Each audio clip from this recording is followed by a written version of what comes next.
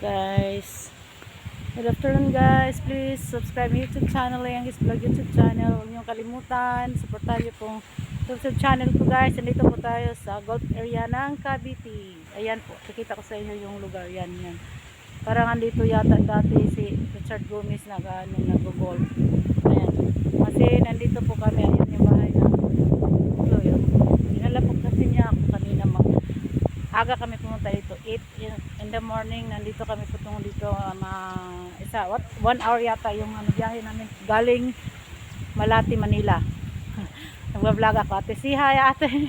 May vlog. Rivera Sport. Yeah, Rivera Sport daw. Yan ang caretaker dito na ni ma'am. Tapos ayan guys, ayan yung view, ang ganda diba guys? Oh, ayan, may pa, may tubig pa na para maano yung halaman, para hindi mamamatay yung halaman.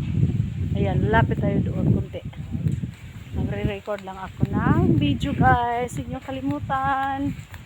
Sana disisihan kayo sa ko. Thank you for watching. See you for the next vlog. Bye bye.